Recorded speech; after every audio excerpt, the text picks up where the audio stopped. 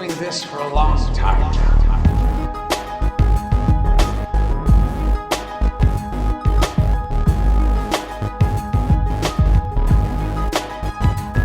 Help us start to rebuild it. I guess we can talk about anxiety. Anxiety, yeah.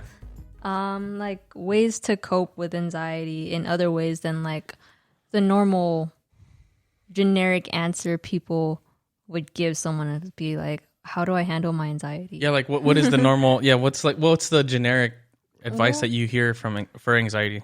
I feel like it's either people are more passive, they're just like, oh, you just have to be positive, think positive, and change your thoughts into positive thoughts instead. And then like there's people who also answer in a more like behavioral way, in a way, since like you should just acknowledge like what behaviors you act on anxiety and find other techniques and ways to counteract that behavior in a way. Are those the generic? That sounds pretty legit. Well, I think the second one was more me coming up with it. Okay. But the first one I feel like was the most... That is pretty generic. Like, just flip the negatives into positives. I think another generic one would be like take something. Take like a anti-anxiety pill. Yeah, antidepressant. Or go out for a drink or something. True. We'll do things that you love. Yeah. Is generic, but I think that's closer to like what you would want to hear. Mm-hmm. So to you, like, what is anxiety? For me, anxiety is like, it's both like something that's provoked by thoughts, but it's also just like another emotion that we have to experience. Mm-hmm. And I think people just get afraid from feeling anxiety, so that's when they succumb to anxiety mostly. And I don't know, it's a sum of a lot of things, whether it's like the way you think, how you just have fear towards different things and like that you have to deal with, or you're just prone to stress and you just don't know how to manage stress. Yeah. It's just, I don't know, uncertainty and like of like the future, being in the past, and also uncertainty of yourself in the present. Yeah. I definitely think it is like fear of the unknown, because anxiety is I wouldn't say that it's an emotion. I would say that it's a reaction to an emotion, like mentally and physically. It's a mental and physical reaction to certain emotions like fear and worry and anxiety. Like, what does it feel like to you then? To me personally? Like, based on your, like, anecdotally. Well, if you're saying it's a reaction, like basing it as a reaction towards fear, I start feeling like like that. Like I can't, like speechless. Like I'm very much in my head. And then like my body starts like kind of not hyperventilating, but it starts to lose like, or like I start to lose consciousness of breathing, and like my breathing just kind of either goes really fast or I hold my breath. With breathing in particular, I mean, when are you really conscious about breathing? That's true. Right? Because it's a natural thing. It's I mean, it's autonomic, right? And that's why I think anxiety with mind and like body like reactions, it's autonomic, meaning we have no real control over it, and it just happens, right? So if we're fearful or worried, like it's part of the sympathetic nervous system. Yeah. And I think it's funny because only then, when you hit the extremes of the pole of the nervous system, that's when you're conscious about your breathing. When it goes so haywire that you can't control it, or you're lacking oxygen because you're not breathing enough, right? Like like when we yawn, or when you wake up in the middle of the night, like out of breath because you're not really breathing a lot. Like you find yourself taking a deep breath, or if you're just tired, you ever had to sigh, like take a big deep breath to settle down, or to even like wake up a little bit. Yeah. So That's the thing. The fact that it's a reaction, it's subconscious. You don't really know. You're not really aware of it until it happens, right? But I mean, I think what you're feeling is pretty common. That's what a lot of people feel when they're anxious. Heart rate shoots up for sure. I get like sweaty hands. Sweats. Yeah, I sweat. Now, if I told you to like look at the spectrum from like mild, moderate, severe, and panic, Yeah. where would that fall? Like the sweats, the breathing. Where do you think that would hit for you? For me, probably more towards like having an attack. That's when the sweats would probably come in. But like the more severe or panic. More severe. But then like the breathing, I noticed that like probably even just on the mild spectrum or part of the spectrum. So I don't know. See, like one thing I definitely want to highlight first though is that anxiety is good. It's a normal thing that we have that reaction. It's spontaneous. It's out of our control, but ultimately it's our body and mind telling us we might have to fight something. We might have to be alert and hyper aware of something.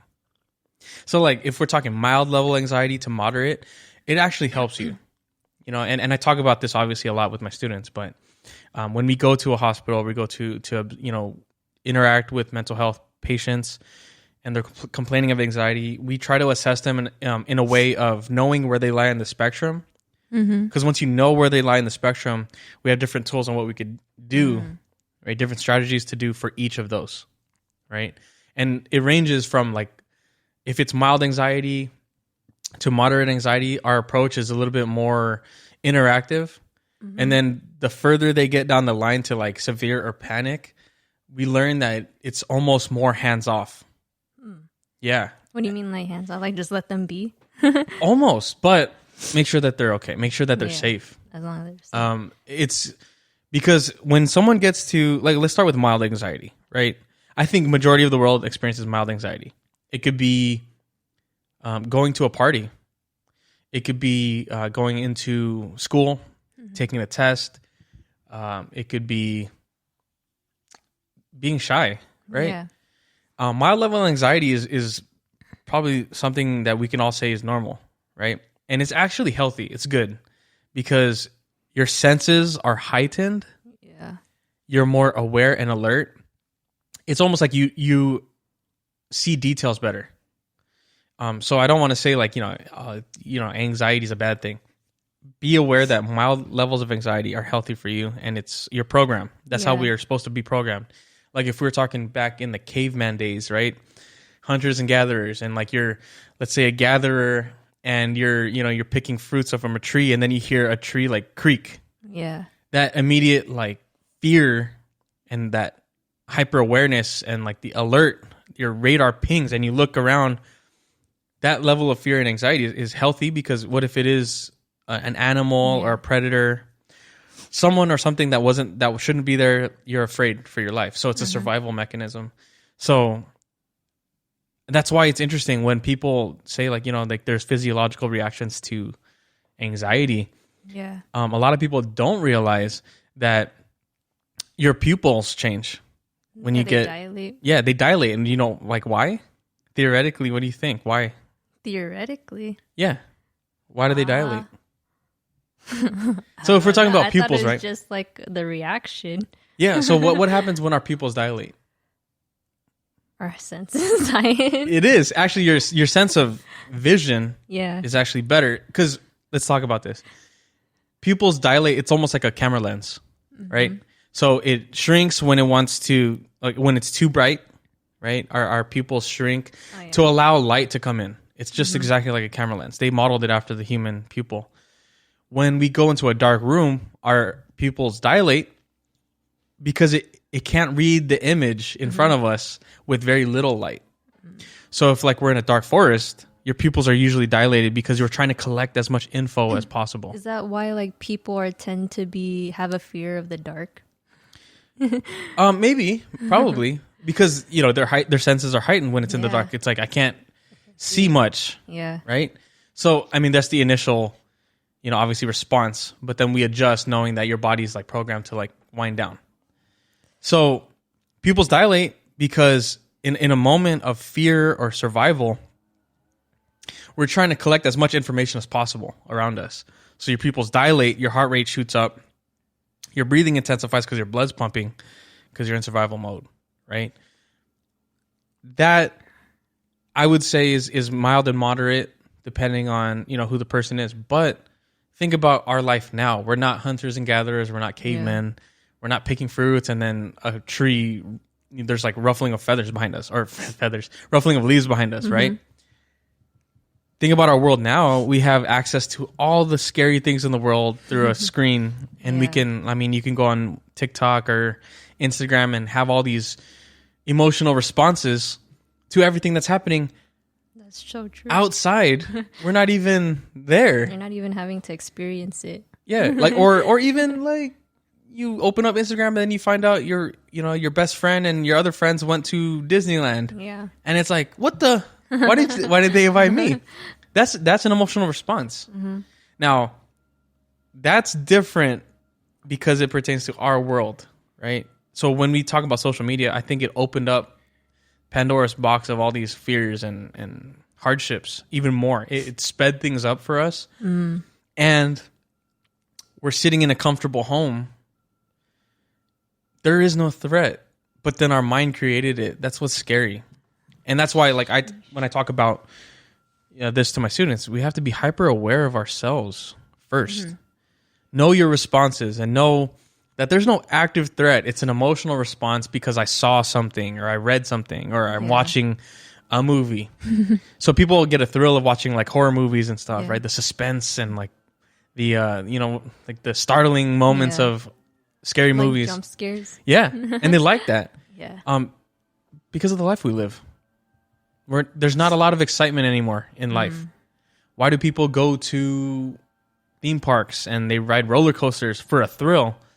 Because we're not outside all the time anymore. We're not having that moment of, reaction and action, taking action. There's no more activity.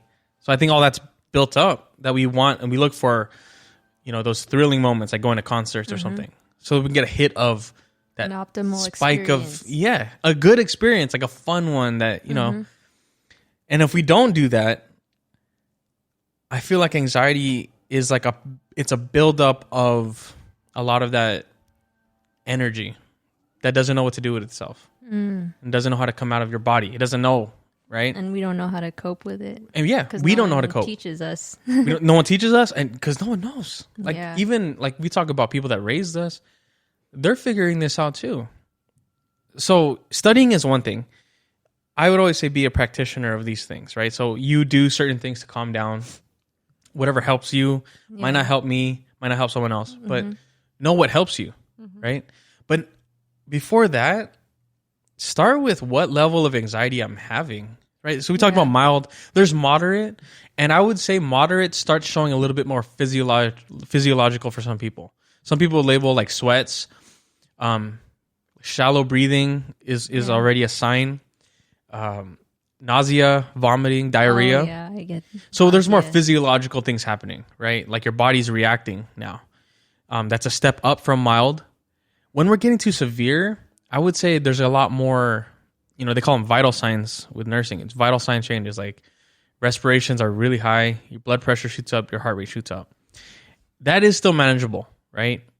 But when we get to panic level, if you ever had a panic attack, and I know people have had panic attacks, I've worked with people on panic attacks. Unfortunately, there's not a lot you could do, because when you're like as you go up the scale of anxiety, the perceptual field it gets smaller. It shrinks. So if we're talking mild, like we were saying earlier, and like you hear the leaves rustling behind you, and that turning around, that's perceptual field, like the amount of information that you can process in the moment. It's heightened. It's wide open. I'm trying to collect information. So is there a threat?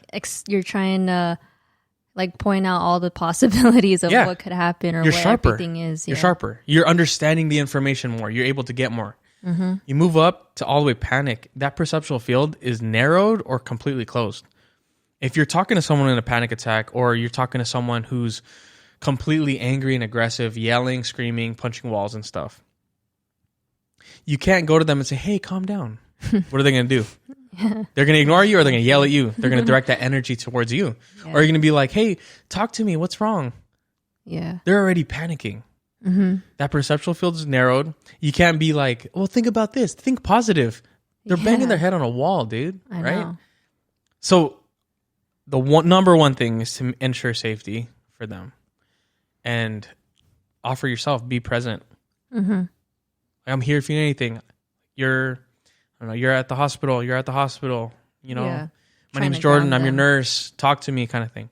It's just prompting them and trying to ground them to reality. These are techniques that you could do if someone's severe or panic. Like grounding techniques are huge. And I mean, one example that we kind of teach is like, let your patient or your client like hold an ice cube. What does it do? It directs their focus to one thing. And the feeling of that ice cube, it's cold, it's melting, and you're looking at it. It grounds you to reality, not whatever severe panic, whatever's causing that severe panic, right? The ideas and thoughts and anger, whatever it is. And, you know, I'm talking like a lot of my friends, like I've been around them during times that they found out that like a loved one died or something. Yeah. What do you do for them? You obviously can't bring that loved one back. So you can't say it's going to be okay. I don't know. Yeah. I don't know if it is. Or if someone got into an accident in the family and it's like, it's going to be okay. Like you could say that, but is it really helping the person? Sometimes they have to just focus in the moment, be present, and like, all right, like ground them to right now. Like, and I think, you know, some examples other than the ice cube is like, you know, all right, put your hands on the table, feel the table. How does it feel? Is it warm? Is it cold? You know, wiggle your toes. That's like right now, it's like, do you feel like try to feel your socks with your toes? Oh yeah. Right. And you're doing that, or you feel the ground with your feet. Yeah. These are grounding techniques. Like, what does it smell like right now? It smells like coffee, right? Like that brings us to the moment. That's huge. Oh yeah. Like there's times, or I used to look up like what to do when you're having like an anxiety attack or you're feeling anxious when I was younger. And a lot of it was like to point like at, or pick out 3 things you see or hear, whatever, in the in front of you at that moment. So it helps you like ground yourself and realize that like you're still okay right now. Yeah. The senses are amazing. If you use the senses to snap out of that negative thought or the negative feeling, it works.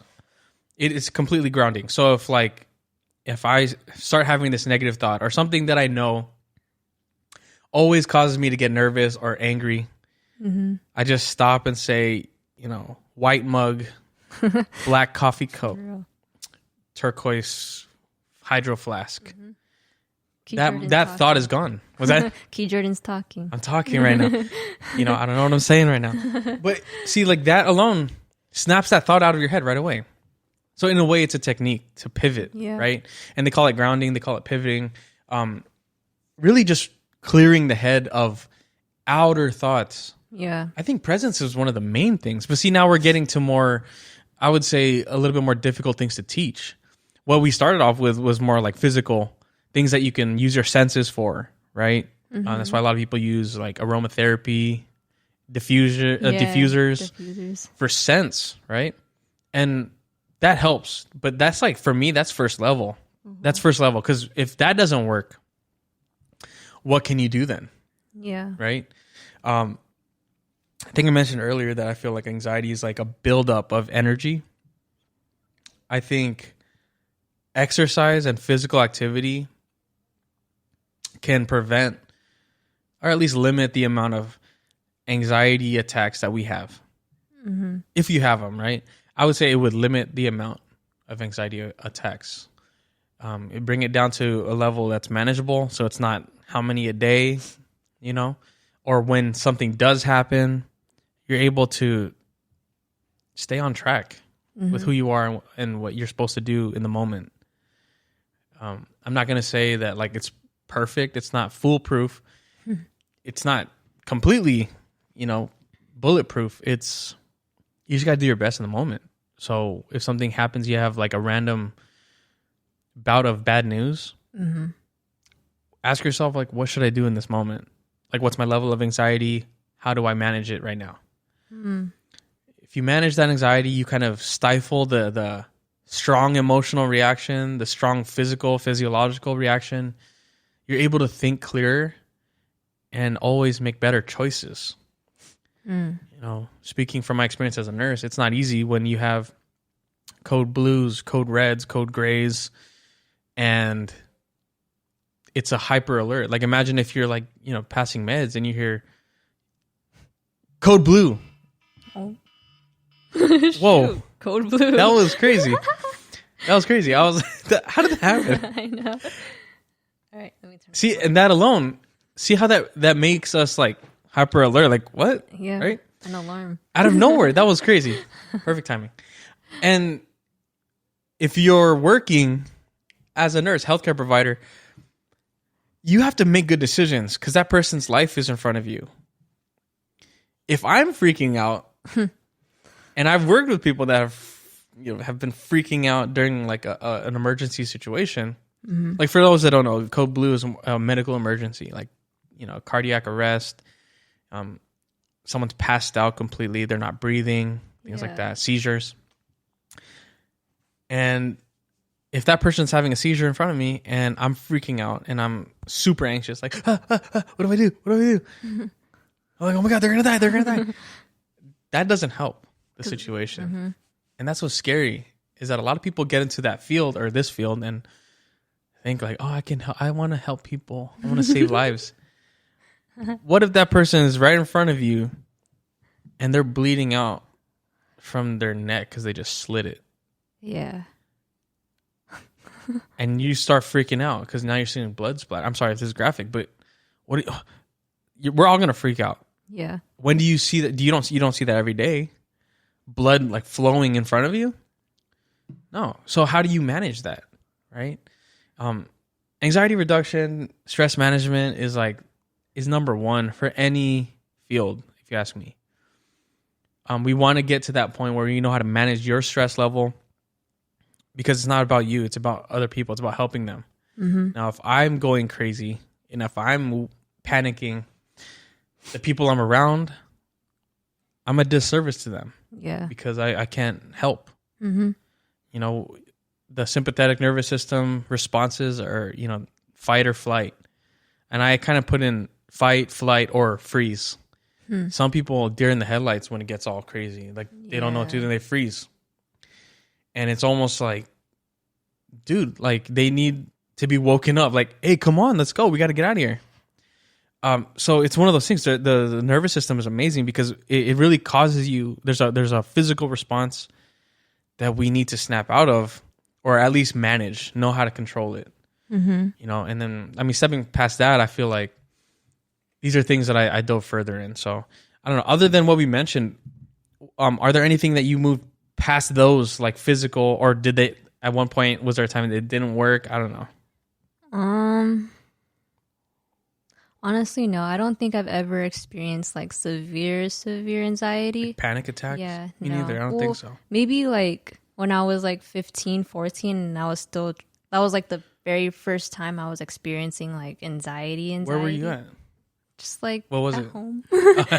Just at home. Yeah. And like it was just because like it was a long period of time that I was just having a lot of negative thoughts towards myself and like just like my reality, I guess. So from that, like a lot of nights I would just like start feeling like all these thoughts are overwhelming and all that stuff. But I never got to the point where I was just, I don't know, like lost. Out of control? Yeah, like out of control. But because I didn't know how to like manage anxiety or depression healthily at that time, like I resorted to like other, you know, forms of coping. Coping. So what helped in that moment then? When you like, if you think back, I mean, based on that kind of spectrum, would you say it was a panic attack or just severe anxiety? Maybe it wasn't. I wouldn't say it's severe anxiety, but kind of on the brink of possibly becoming severe anxiety if I never learned how to calm myself down. What did you do in the moment then? A lot of the times is so right when it happens, I'll just go to my room and then like I kind of have like a little freak out. Sadly, like this is what I turned to. It was self-harm. And like I feel like I feel emotions very intensely. So when I get anxious or I get angry, it turns into mostly anger. So then I'll get really angry and there's nowhere to like let it out or express it. So I kind of had to do it with myself. Yeah, well, the anger, is it to the situation, to the person that caused the situation, or is it anger to yourself? It's almost like a mix of everything. Just angry at the world, everything. Yeah, just at everything. Like, because someone is going to get mad at me for doing something. And like, first off, I just don't like having anger like at all in my life. So if you want to be angry at me, it's better to just communicate. So that kind of just irritates me. And then second thing is like, I feel like I did something wrong. So I get angry at myself also. And then it's like, I hate feeling angry. So I'm angry already. It's like a cycle of just anger. So then like, I would punch things. And like, I would hurt when we found myself. out that like, when you told us that you would cut or something, that was hard. That was hard for all of us in the family to wrap our heads around. Was there a specific feeling that you got when you would harm yourself? I mean, you didn't do it a lot. I didn't. Yeah. Luckily, like my friend caught me early on. Yeah. To like, and then he kind of forced me to tell you, like my family and my parents. Good. So that I feel like was a blessing. God bless that guy. Yeah. God bless real. that guy, man. But it wasn't a lot. But like, I'm curious what you felt from it when you do that. Yeah. I don't know. Like I feel like I felt like some relief. Like I felt like I feel something. Like if anything, like I probably felt internal pain from the anger in a way. Yeah. And to make it like let it out, it's like I wanted to feel it physically. It was like a physical manifestation of the pain rather than internal. Yeah. Was that the only time that you did? Since then, I never cut myself ever since then because he made me like make a pact or promise to like a blood pact. No, I'm just kidding. Like a promise. No, you know what? You admitting that is rough because a lot of people do, and they don't say it. They don't. They're afraid to because of their fear of not the backlash, but like the things that people are going to say and what they're going to think. Right. The problem with that is if you don't have a healthy way to express, or I mean, at least have it manifest healthily, we're dealing with life. Life's not going to get easier, if I'm be honest. Yeah. If we don't get a good management technique now, then it's just going to get worse for you. Mm-hmm. A lot of people say that they get like this rush or the feeling of release or relief. And that makes sense to me, like that it's a physical manifestation of pain and you can direct your focus onto that. Like I've ice cube. like it's a grounding technique, I guess, in a way, which is scary and dangerous. I've worked with clients that, I've seen like, we do a skin assessment when they first get to the hospital and cuts, burns, everything in the book. Like I've seen forearms like shredded up. Yeah. Like ground beef, man. Like raw ground beef. That's pretty, I know it's graphic, but it's just hard for me to put my head around that someone could do that to themselves that much. Yeah. And what I see is not, like I'm condemning them. I don't feel like I want to condemn them. If anything, I feel like, what got you to that point that you can inflict so much pain on yourself? Yeah. And it's almost like a manifestation of their life problems and the trauma that they've dealt with and things that they don't have control over. I think that was one thing growing up that me and your Kuel said, we kind of talked about, like, there was times where you don't feel like you have control of something. Yeah. So what do we do? And what do people do? They kind of displace that control over something else. And that's scary. That's when you get people like beating up somebody else. That's when you get people like beating up their pets or something.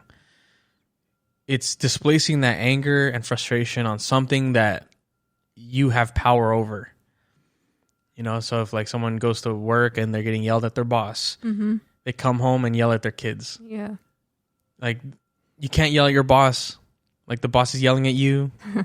And if you yell back at the boss, you're going to lose your job. You need your job. So you go home angry. You're driving down the road, like really angry, road rage, flipping people off, cussing people out. Get home and yell at your kids. And that's not healthy because now we're affecting more people. It's spreading so much further than we think. And I honestly believe that's why the world is the way it is. It's a bunch of people, and I'm talking about me as well, learning how to live life and not understanding how to live life at the same time. It's amazing. Yeah. It's unfortunate, but that's life. You know, life is hard. That's really it. And what I try to always get to is, if I'm capable of just this much, how can I maximize whatever I have control over? How can I maximize the things that I am healthy with? And if I maximize that and I live that to the optimum level, that might take over the things that I don't feel like I have control over. You know? And one thing for me, I think we've talked about this before too, that I use now is a lot of physical training. I use that as a channel of any frustrations that I have. Like I hit the heavy bag for like 15 rounds, man, 15 boxing rounds. And it really helps me release it, for one, in a healthy way, in a way that's socially acceptable, right? Punching a heavy bag rather than punching people. Yeah. And I think about the things that I feel after. So if you've worked out or you did some long hike over a whole day, at the end of the day, what do you feel? What is that to you? Day. I guess after like the end of the activity, I feel better. Like I love actually. Like why? Why do you think? I love hiking. Exactly. See, that's one of your physical activities, right? Yeah. And at the end of the day, you're tired. At the end of the day, you saw something other than the walls of a house. You saw nature. You slowed down because you're walking. You're not driving anywhere. You're walking. How long is a hike for you? It could be like 15 minutes to like an hour. Yeah. So that full hour, right? Yeah. You were walking at a slower pace or a faster pace, but slower than you would biking or driving. Breathing in real air. I mean, as healthy as the air is here. But that physical exercise, like you channel all that fuel and energy and that anger maybe or whatever into a physical activity. You expel that energy in a good way. And if you ask me, at the end of those days, like a long hike or a long training session, it's easier to not get mad about something. Yeah. If you notice, I feel like a lot of anxiety and depression is a lot of that built up energy that as soon as one next thing happens, it'll pop. Like we're just going to pop. Or you stifle it because you can't get mad. And now your body's shaking. Yeah. Now you're breathing hard. Now your heart's pumping and you're sweating and you're so angry, like the steam coming out the ears kind of thing. Yeah. That energy was built up not just because of the situation, but it was built up because we're not physically active anymore. We're sitting on our couch, getting sympathetic nervous system spikes. Yeah. Adrenaline's pumping. Like we could put on YouTube right now, and some of the most viral things are like riots. You're watching a video of a riot. Yeah. Adrenaline is shooting up in your body. You're making more adrenaline. And then you turn off the video and you're sitting on your couch. Yeah. That's energy being built up that you're not releasing, and that's not healthy already. So talk about like it's creating potential, creating kinetic potential that's just sitting there now. And then that little bit there, and then you go to the store and then someone, the cashier, like you're paying next and the cashier's like, oh, I'll be right back. And then they leave to get something else for someone else. Yeah. And you're waiting there. 5 minutes go by. You're like, where the hell? Right. Yeah. And they get there and you're like, oh, it's okay. Don't worry about it. You pay, you get to your car, you drive on the freeway, someone cuts you off and you're like, mother, right? Yeah.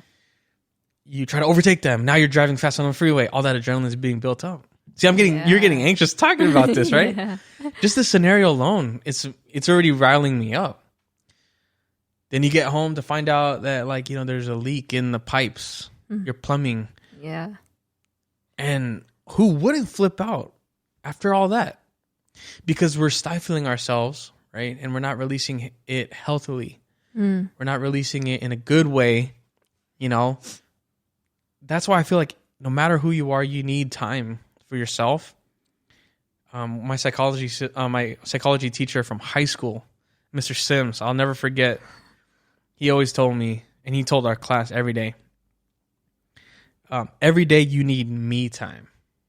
He said, I don't care what needs to get done for the day. He's like, you know, my family, my wife, they know if it's me time, you don't bother me. And I think that's something that we can healthily respect for one another. Everyone needs that break from the responsibilities of the day kind of thing. It doesn't have to be an hour. It could be 15 minutes, 30 minutes, a break at work where you just sit and don't have to think about anything. You don't have to do anything. You just sit and just heighten your senses. What do you hear? What do you smell? What do you feel? Clear your head. Just think of the floor in front of you. Who built it? I wonder who built this when they built it and stuff. For 15 minutes, I'm telling you, you could reset, kind of release that energy into a heightened state that's healthy. Then we don't build it up until the next outburst, right? And like people nowadays are losing that. I feel like we're losing that because of everything we laid out.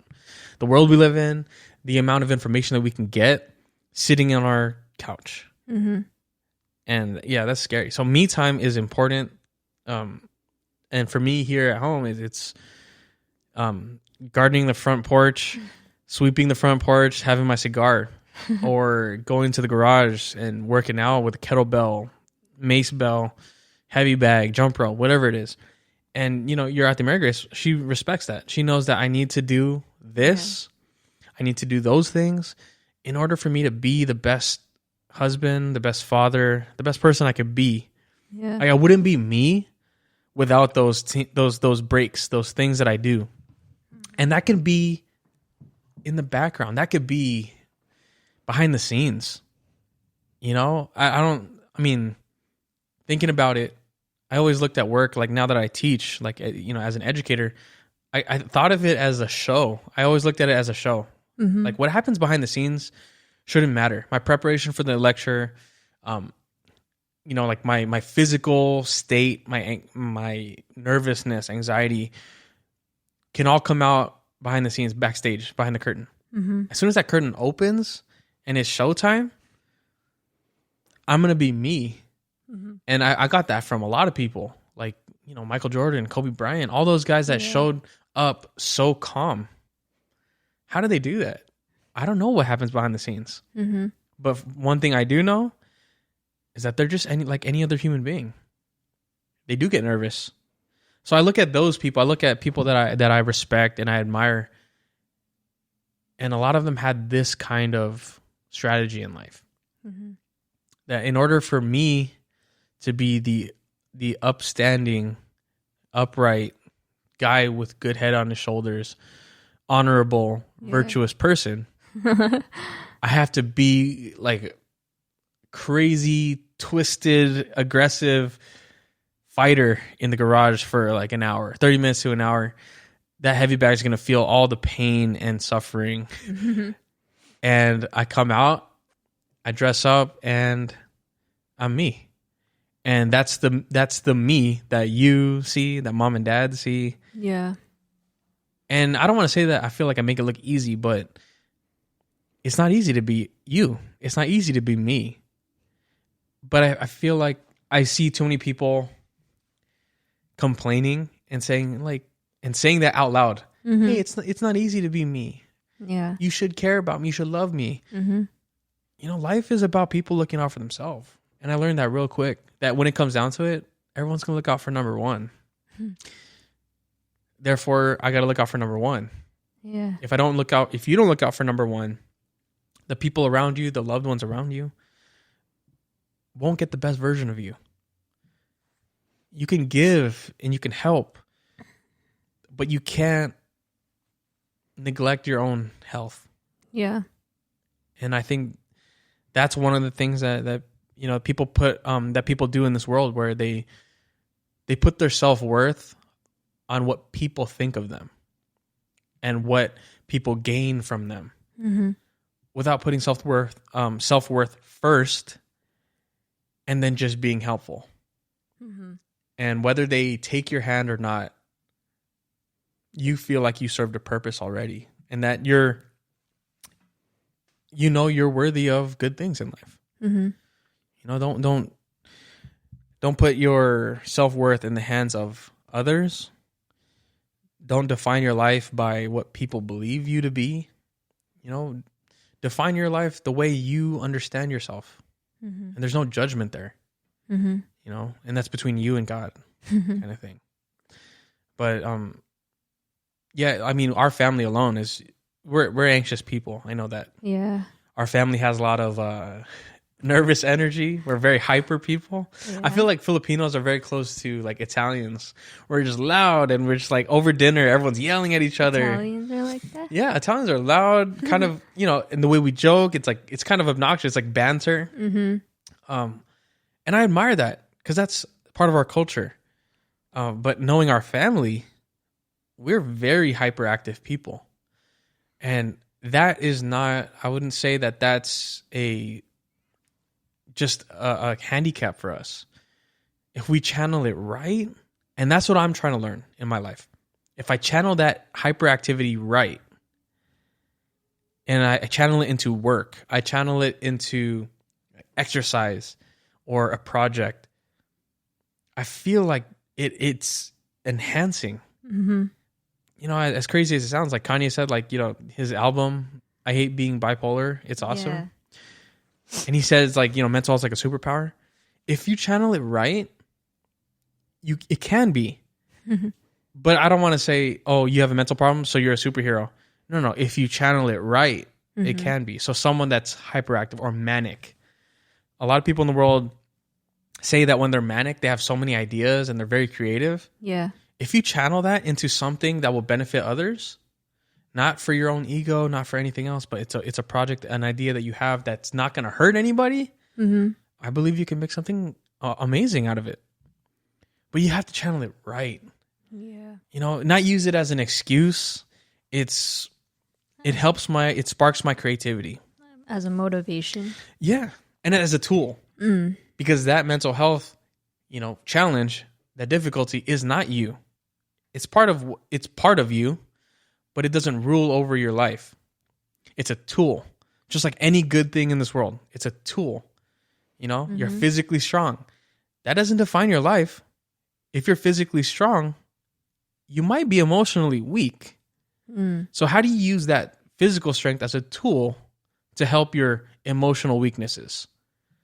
Life is about balance, I think. It's compensation of like things that are missing in different parts. Yeah. This is what helps me. I'm not saying that everyone should go out and like work out or whatever, but I feel like a lot of people might have so much energy, like kinetic energy, that's just sitting there that needs to just be shaken out. Yeah. People play music, people dance, people run, whatever you got to do, and that's your story. You know, what's another outlet? So you hiking. What's another outlet that you have? That I have. Another one was like learning instruments. Playing drums was a big one because it was really active. That's exactly it. Was active, and at the same time, it's like I was producing something that felt or sounded. It sounded good. Yeah. Yeah. So that was. I'm thinking about drumming. That's striking. Yeah. That's striking, and that loud noise, like that crash cymbal. Yeah. The bass drum. It's like a deep thud hitting that snare, or like a drum roll on the snare, like. Exactly. Right? Yeah, I felt that before too. How's my drum set, by the way?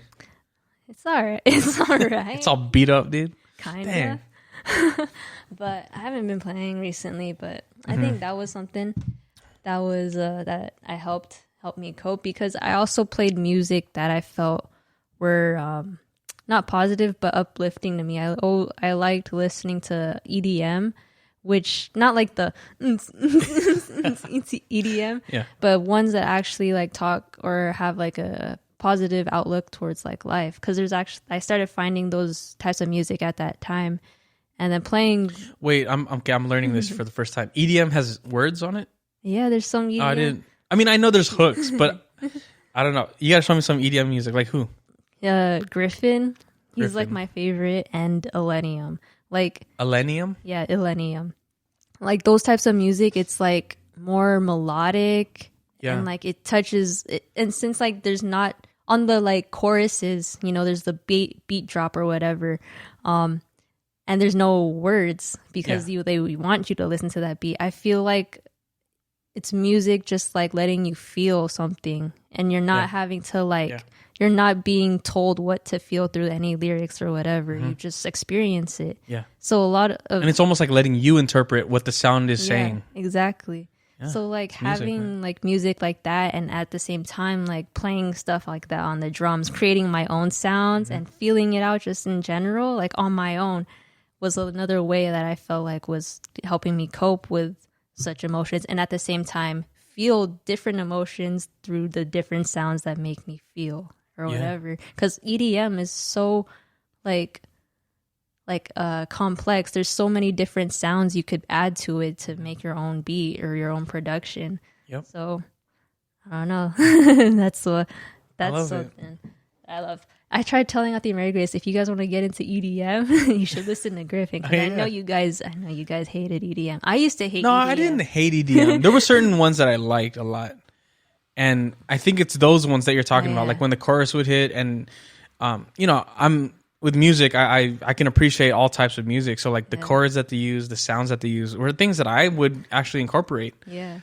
And for me, I guess the first few tastes of EDM that I heard, it was more of like the and I was like, that's techno for me. But now that I got understanding of EDM and like trap music, I appreciated it a lot. But yeah, send me some stuff because I want to get into more stuff. But I mean, for me, like I live in my little iPod echo chamber and I listen to the same songs over because I don't like what's on the radio. But that's a different story.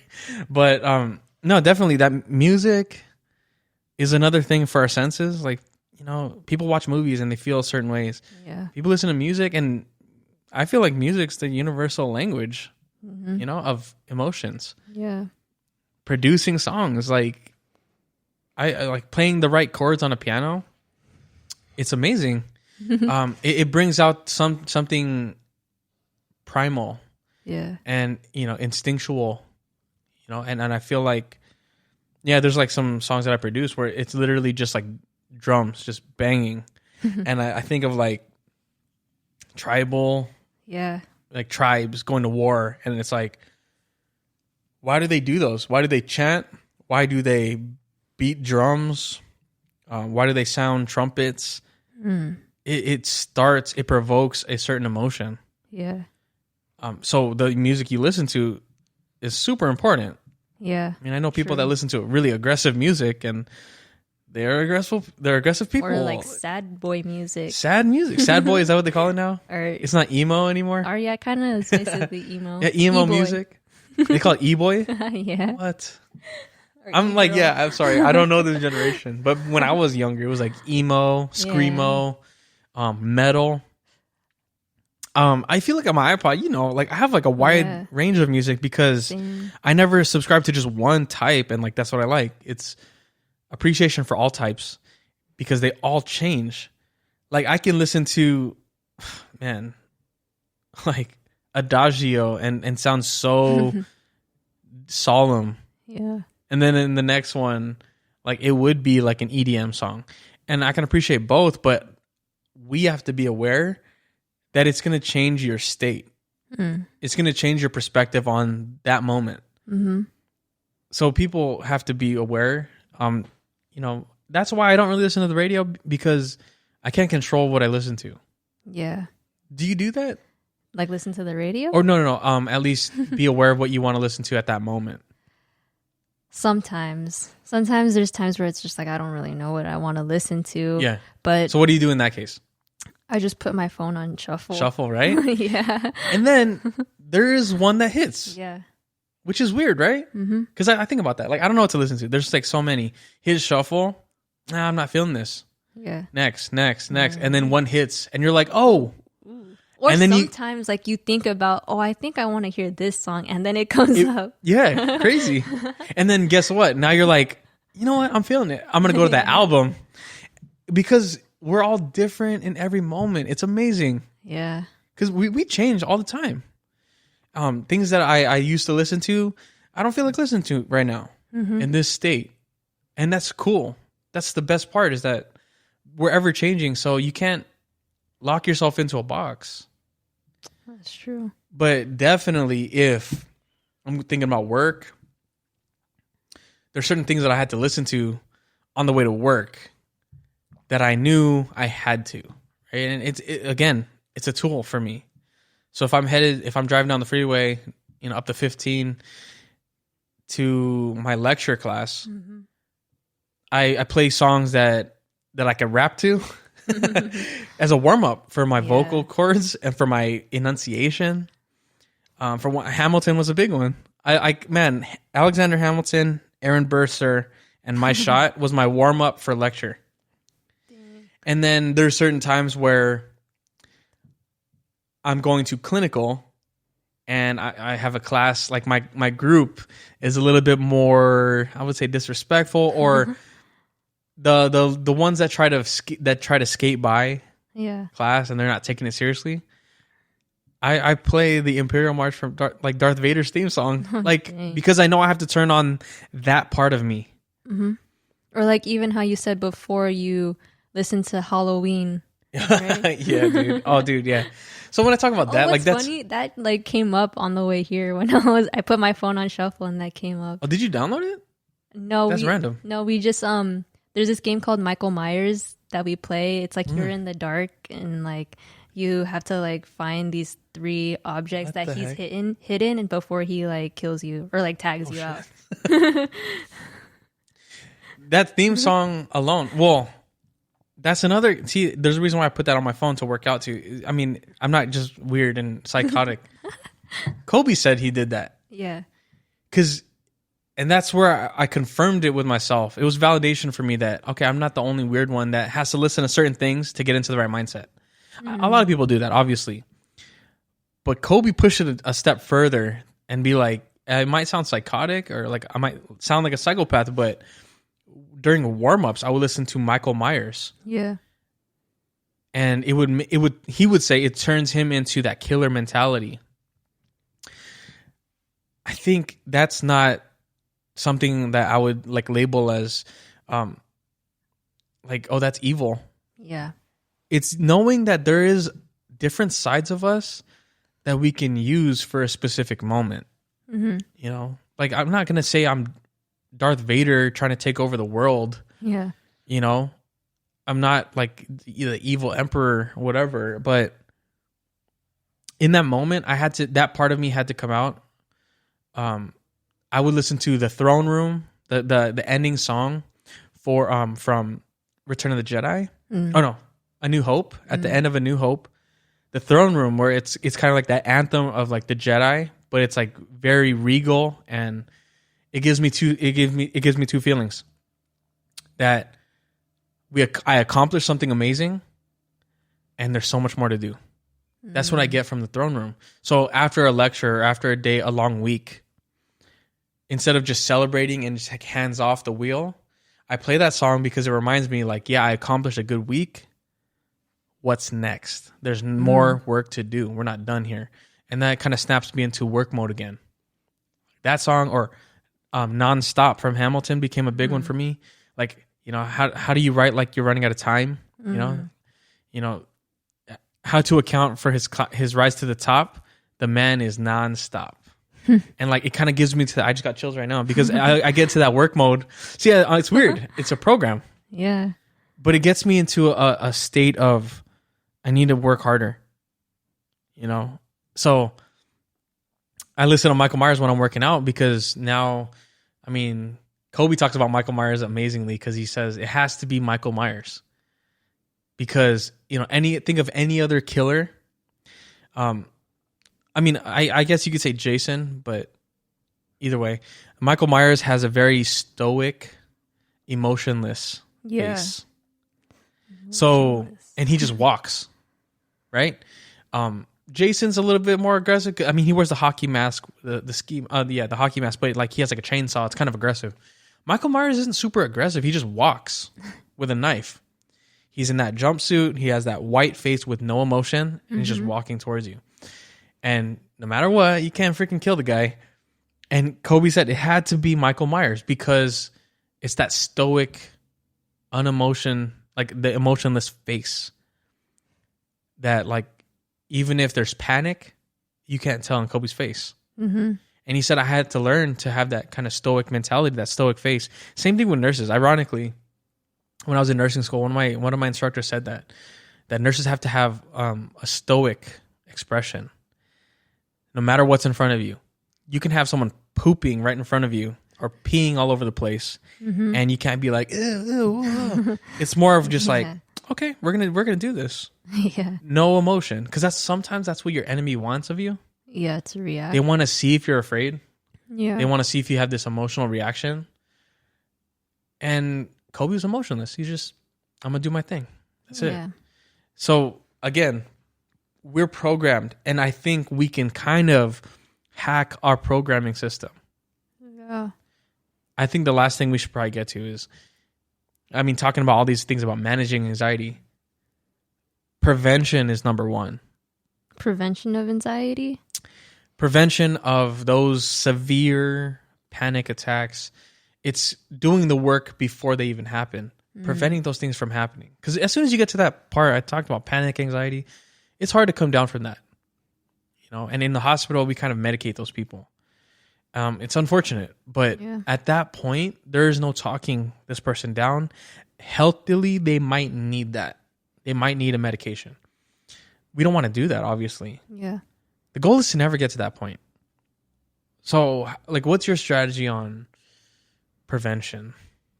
I mean, how do you think ahead?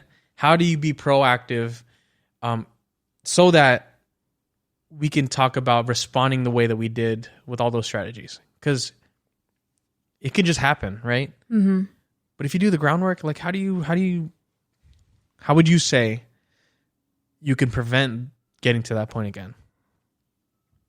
Yes, it starts with knowing yourself, I think, and how you react in general, like your instinctive reactions towards things, whether it's good or bad or whatever.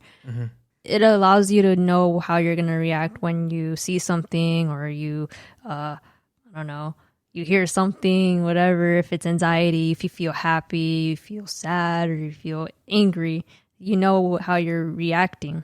Or how you're going to react. And if your reaction is something you're not really okay with, or like it's deemed wrong in a way, then what else can you do to not act out that way healthily, like cope basically in a healthy way? And I feel like how you said, it's pent up energy. So go put that energy right into something that's good for you or good for other people, so it's not like hurting other people, and you're at the same time you're not really solving your problem. If anything, you're causing yourself to even be more so like that. It's the habit that you're creating, or to have that trait in a sense. At that point, now you just have to like just find ways to always be in those states of whether it's emotionless, stoic, or whatever. And I guess also experiencing those emotions too helps you understand what emotions are and how else, to prevent yourself from going so far into anger, anxiety, frustration. Perfect. I don't know if that made sense. That makes sense. It's perfect, because I think what we kind of have to come full circle to is it's not going to stop the anxiety from happening, right? Yeah. But you want to prepare enough and be proactive so that when anxiety does happen, you have the ability to respond and not react. Yeah. So knowing you said your natural reactions, right? Knowing how you would react to that moment. For me, I don't feel like it's healthy to be reactive. Responsive. I want to, exactly. I want to be proactive and responsive, right? Yeah. It's being proactive in a sense of like what I said before, like kind of draining that tank and regularly expelling that kinetic energy into something, a physical activity or reading or project, so that when you're at the cash register and then they say, "Oh, give me a second," and they're gone for 10 minutes, you've drained your tank enough that you're not going to burst. So that's manageable now. It's easier to work with because at the beginning of the day, I hit the bag for 45 minutes. So if something does come up today, I've already fought a battle and I've expelled a lot of energy. And for me, what I understand now, reading other books, it's the best thing to do is to drain your tank every day. And the people that don't have a tank that's almost full, and then the smallest thing will just burst it. That's what's scary. So I try to drain my tank every day and be spent at the end of the day. That's why I feel like that's why people have a hard time sleeping. Yeah. All that energy is still there. Yeah. And they're spiking their sympathetic again because they're watching something on TV. Phone. They're on their phone. They're They're in bed watching a scary movie. And then guess what? Like, all right, I'm going to go to sleep now because it's like 3 a.m. And then like a smallest noise by the closet, it's like, and they can't go to sleep because their sympathetic is still up. Have time to just really unwind. Drain your tank every day. However you got to do it. Be proactive in a sense of draining the tank. And then being responsive, not reactive when things do happen. A responsive person is very calm, collected, making good decisions. That they are addressing a situation rather than the situation controlling them. Yeah. That's the biggest thing for me. Like, I guess what I got from that was like being responsive is also knowing, or not knowing how you react, but having awareness of yourself, or like when you respond to things, or like ways to respond is you could either react, right, or be emotional and whatever. Yeah. But I think just taking a step back, and then how you say like how we like process, or did you say that, or like how we look at those things or whatever, Like address the situation. Proactive. Being proactive. Being proactive and being proactive in your response. You could analyze what you're thinking and stuff like that. Yep. And like, what is causing you to feel stressed, frustrated, or anxious? And then like, now to be responsive and proactive is like thinking of what can I do to fix what I'm being stressed about. Exactly. So in the future, I don't have to, or right now, I don't have to feel this type of stress. Or in the future, I know now what I can do to, overcome those types of emotions or feelings, whatever. Exactly. It's all a learning process now.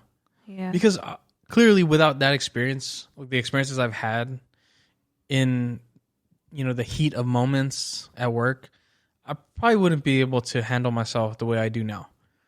Having people be aggressive towards me, attack me, call me names, try to choke me out, try to punch me, spit at my face, and being responsive and learning how to respond in those situations worked out better than me being reactive. If someone spits in your face, how do you think you would react? I would kind of I would freeze up for a second. I'd be like, the heck? Yeah. And then like, or if someone tried to punch you or push you, what would you do? Shoot. If someone punched me? Yeah. I would want to punch them back. Of to course. be honest. Of course. Because it's natural. Yeah. Now, I'm not saying just let someone punch you, but you got to remember your role. Yeah. Situations that could be diffused or de-escalated, it's not like those situations that have been de-escalated resulted because someone was responsive and not reactive.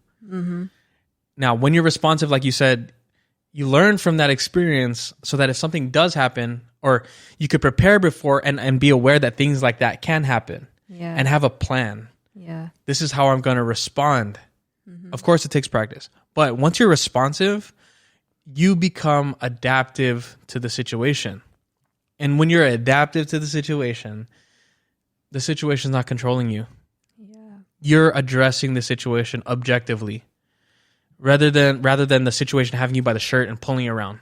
Yeah. Those are emotional people. Those are panicking people freaking out, yelling and screaming during an emergency. And those people don't help the situation. You want to be the helpful person in chaos. You want to be the person that's grounded, calm, collected, making good decisions, clear on what needs to be done right now. And ultimately, in the face of anxiety, they're there for you. They're helpful for you. And that doesn't mean they don't have anxiety, but they're managing it. Yeah. Managing it enough to help everybody around them. And those are what we call superheroes. Those are who we call, people that have transcended this instinctual, emotional, reactive life. Fully functioning and self-actualized. Self-actualized, maybe. Close. I literally just read that. That's why. Yeah. They're probably getting to that self-actualized state where it's not about me anymore. Yeah. I want to yell. I want to get mad. But you know what? This is what I need to do. This is the best thing that needs to be done for this person. And if I'm giving of myself, that's fine. And I'm not saying I'm self-actualized, but those are people that are aware, at least. And from there, I think everybody could actually just be healthier, and our interactions are going to be healthier. Life can just be a little bit better, even a little bit. Why not? Our country would be better. Definitely. We have people more aware of themselves and less reactive. Our country would definitely be better. Did we answer your friend's question? Yeah, that was one question. She actually had two more questions, but we'll get to those. Yeah, it was pretty much, I think, kind of addressed, tapped on a little. Sounds bit. Good. All right, stay anxious, my friends. No, I'm just kidding. Stay healthily anxious. We'll leave it at that.